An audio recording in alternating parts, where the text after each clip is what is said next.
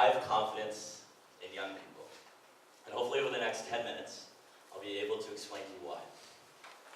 When I was 16, with the help of my friends, mentors, family, we were able to start a charity called Youth Matters. And over the time, with the help of St. Thomas University, we were able to develop a 3-day leadership conference. And I was young, and I had no idea what registration forms, emergency contact information, or t-shirt sizes were. And I decided that the best idea to invite young people was through Facebook. So the first day we had our event, we had no idea how many young people were going to show up. And we had no idea what to expect.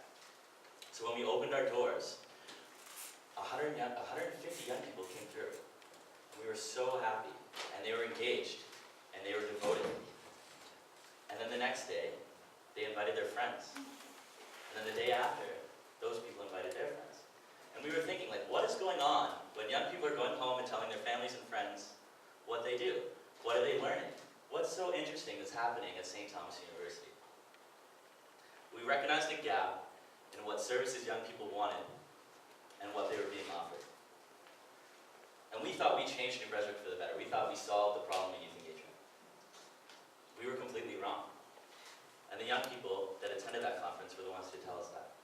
And they said, listen, we need someone to talk to. We need to share our opinions, and we need a voice. We matter.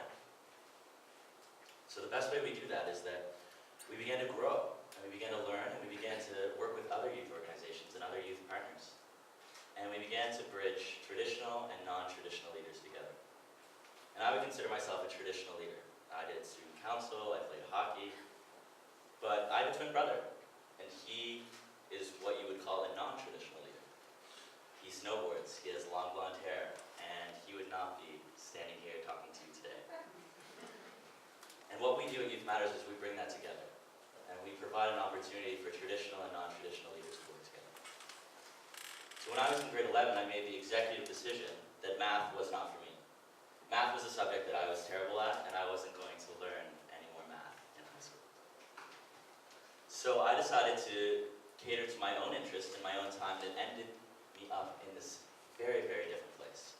It had dim lighting and small cubicles. It was called in-school suspension.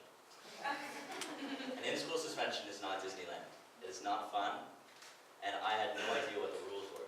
So I leaned back on my chair, and I looked at my neighbor, I say, hey, I'm Kyle, and he goes, hey, I'm Jake, but don't talk to me because we'll get in trouble. I said, okay.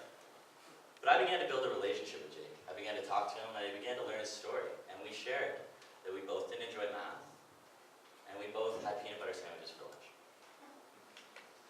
So I went home that night, and with the tail between my legs, I told my family my story.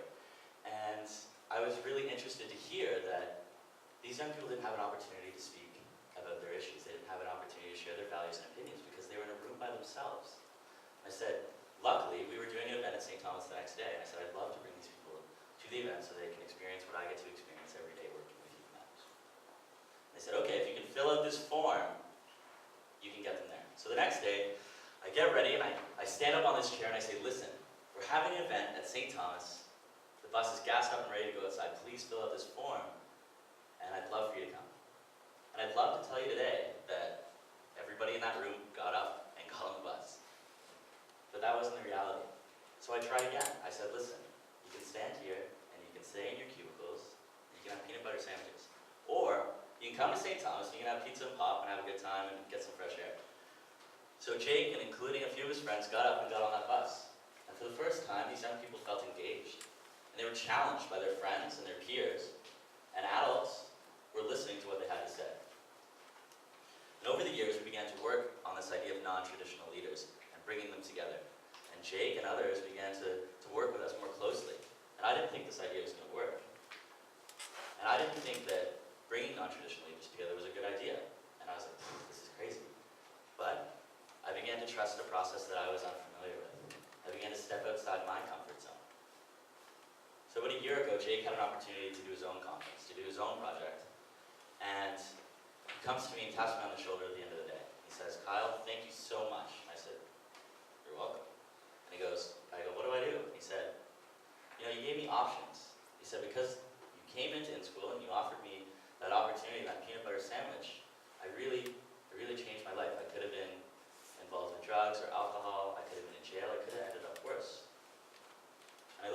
Jake, that wasn't me. I said, I invited you to come along. That's all I did.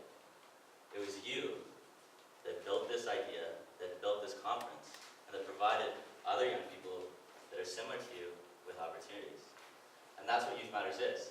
Youth Matters provides opportunities for young people to succeed and reach their potential through meaningful youth engagement. So if you follow me on Twitter, it says that I'm a university student by day, crime fighter by night. In some small way, I'd like to believe that I do fight crime, but we work with non-traditional leaders and youth in custody throughout New Brunswick and Eastern Canada. And those are the most non-traditional leaders that I can think of.